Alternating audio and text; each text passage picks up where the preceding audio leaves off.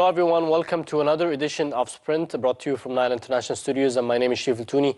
Tonight we'll be having a number of topics to be covered, including the African Champions League and the Confederation Cup, more focus on the African competition, as well as the local news and news about the league resumption, as well as some of the European leagues and tennis for Miami and the latest results. Now I'd like to introduce my guest for tonight. I'm joined with Marwan NEGM, sports analyst. Hello, welcome Marwan. Hello Sharif. So Marwan, like I mentioned, today we'll be having sort of a coverage for the African competitions. We've seen Ahli, Zamalek, Ismaili and Haras Huludi all played during the week, and there was a lot of surprises that we will have to be discussing. Starting from what happened in the Zamalek's match, which was total chaos. Seeing most of the fans and several fans, thousands, invading the pitch and invading the players, and the situation was really bad. So let's start first with the African Champions League competition. And how did you felt when you saw this incident in the 93rd minute of the match?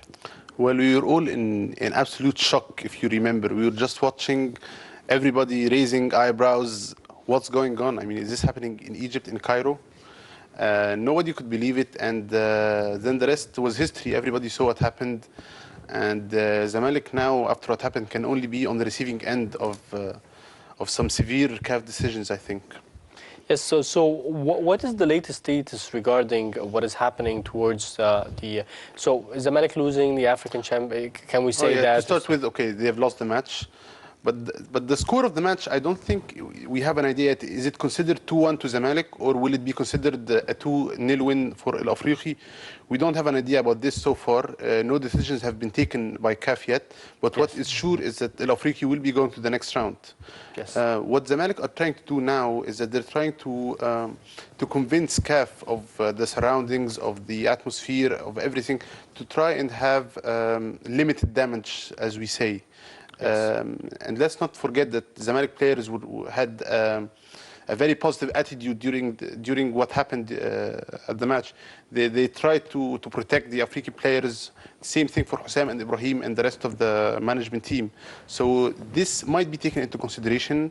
Also, everybody at CAF knows what's going on now in Egypt, and the security, which is, we have to say, is at a low standard now.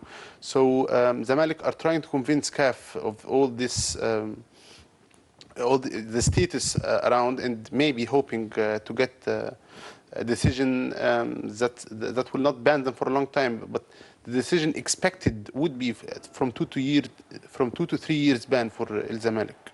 So the image that we're seeing right now, which we actually don't like to be broadcasting a lot, but definitely because we're doing this coverage for the week, so we have to show it to our viewers. It's been broadcast all around the world, by the way. Yeah, exactly, on the YouTube and everywhere. It was, and especially the guy wearing the gown or the galabiya.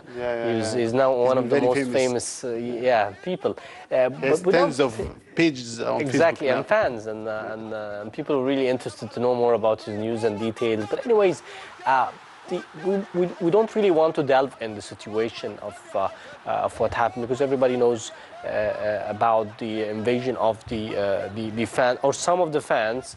And also, like you mentioned, there was a very important point, which is the security concern and how poor it was at that match.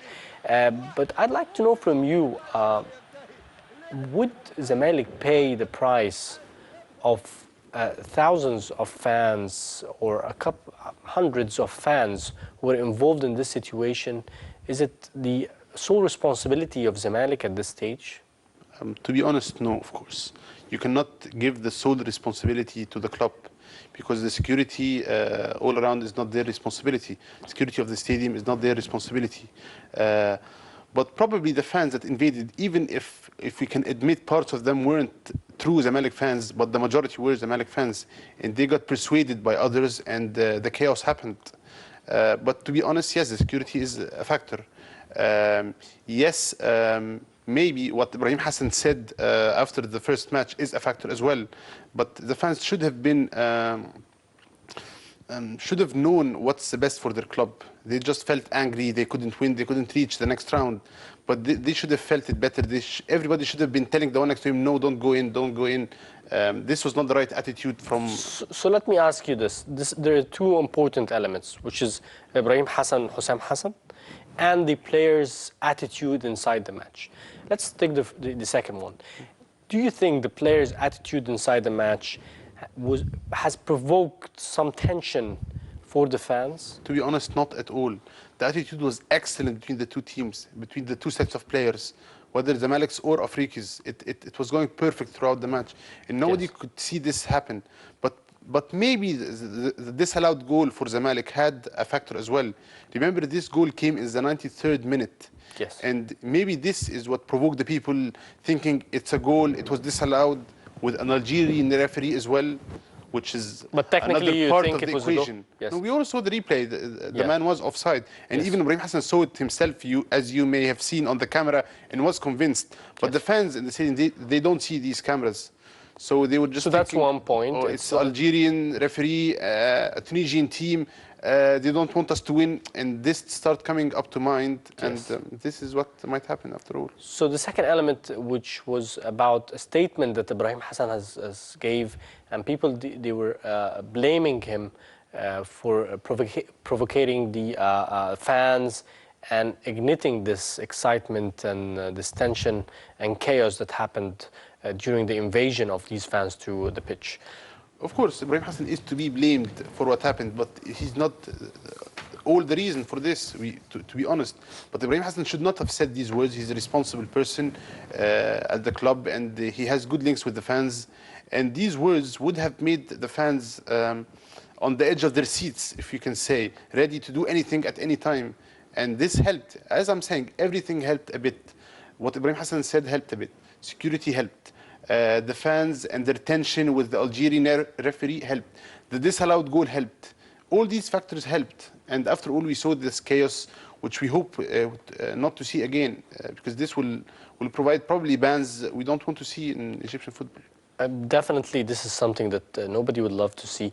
But let's look at the bright side. There are some points, it seems to be bright sides in the situation.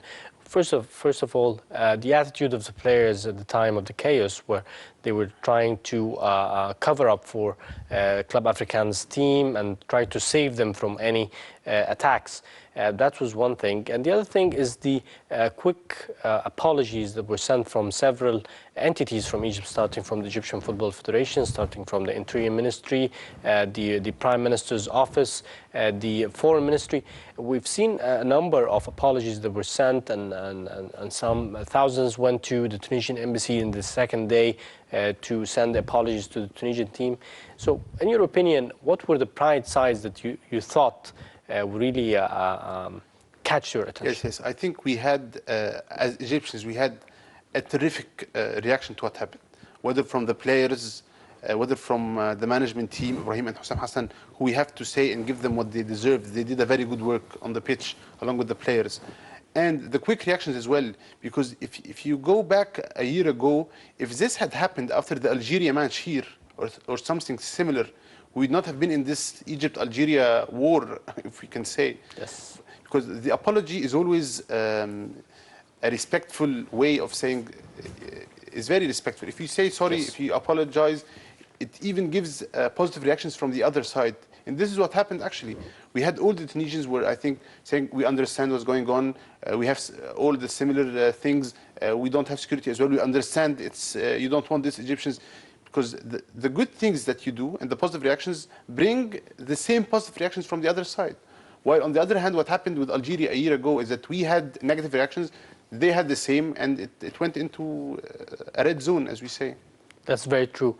So my final question to you, Marwan, is about the Ultras fan group. They said they were going to be contributing to the damages that happened in the Cairo Stadium, as well as they will stop all the activities until they do some refining to the process, that to support that nothing as such would happen again. Yes, I think all these kinds of fans, they do a lot of good work at the season, but they have to do some fine-tuning, as you're saying. It goes behind the lines at stages, and it gets, you know what's happening? I don't blame Zamalek fans for a certain reason, and this is what has been going everywhere. It's just whenever in any entity, any organization has been having all this from their employees. So whenever they thought they had the chance of going into the field, they went on. They took the nets off. They took the crossbars off. It's just people are not used to this. They just want to destroy everything. They're not getting anything if they destroy the net. What are they going to get from it? But they want to do it. They want to destroy the benches. They won't take it home. So it's just an attitude that's been going on that we want to stop. And it's part of what's been going on everywhere, to be honest. They took the corner post, though. Yeah. Yes. That's a problem. All right, now we had a report about what happened in the reactions before and after the match for Zamalek, and a couple of interviews. We'll move on now for a report about this, and we'll return back. Stay tuned.